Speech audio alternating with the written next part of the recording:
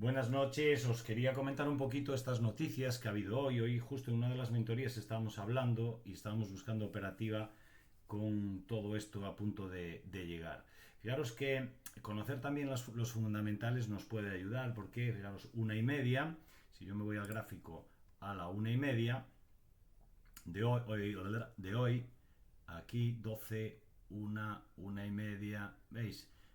Rebasó mínimo del día anterior, aquí se deja un order block y esto empieza a tirar. Londres con mucho superó máximo de Asia, aquí viene el máximo de Londres, fijaros, y cuando empezó Estados Unidos superó no solo el máximo de Londres, sino también el máximo del día anterior. Mientras estábamos operando, estamos hablando de una tendencia alcista que venía de una macro tendencia bajista. Entonces esto es un retroceso de una tendencia bajista. ¿Qué ha pasado? Que hablábamos de ir a buscar entornos de máximos lo primero, luego tendría que negociar este máximo y a partir de ahí tendría esta zona de proyección bajista, que la defendió súper el precio, y luego llegar a la zona que está ahora, que era el máximo. Pero bueno, ha tirado, fijaros, o sea, que hubiera entrado una operativa de un 6,38 y de 1 a 1,8. O sea, imaginaros, casi de pasar una fase. Lo que pasa es que en mi estrategia no contemplo estar tanto tiempo delante del gráfico, porque a ver, tanto tiempo, bueno, fue desde las, imaginaros, haber entrado a las 11 y pico y haberla dejado hasta las 4 de la tarde. Es una operación intradía, que tampoco es tanto, pero yo no estoy acostumbrado, así que yo recojo y en el 1,2, en el 1,1 y medio y recojo. Si sigo delante del gráfico, por lo que sea, y veo una oportunidad de reentrada, vuelvo a entrar. Pero acordaros que yo no hago intradía, hago scalping. Entonces para mí todo lo que se vaya 20 minutos, media hora ya me estresa muchísimo. Vale, pero lo que os digo, venía esto. ¿Qué pasó? Hablábamos de las noticias. Si las noticias, aquí pone, en las noticias normalmente os va a decir el dato anterior, la previsión que se tiene del dato y lo actual. Aquí el PIB trimestral, el Producto Interior Bruto, creció. Y las nuevas peticiones de subsidio por desempleo bajaron, o sea, subieron de las que estaban, pero bajaron de la previsión. Esto en verde se consideran buenas noticias. Aquí, sin embargo, se mantiene en negro, por lo tanto, ni, ¿sabes? No altera, ni fu ni fa. Aquí lo mismo, es igual que la previsión, más alto que esto, el índice de precios de bienes, pero acorde con lo esperado.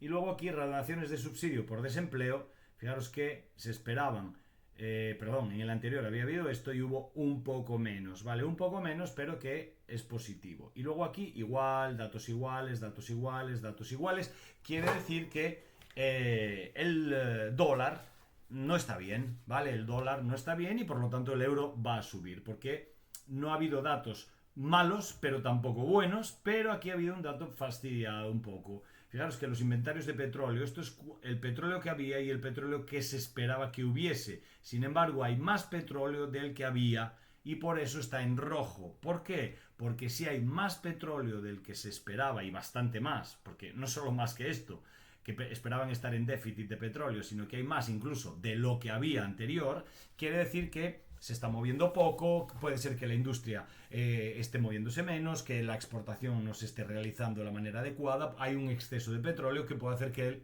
el precio baje. Todo esto genera que el dólar pierda un poco de fuerza, un poco de tranquilidad o de valor.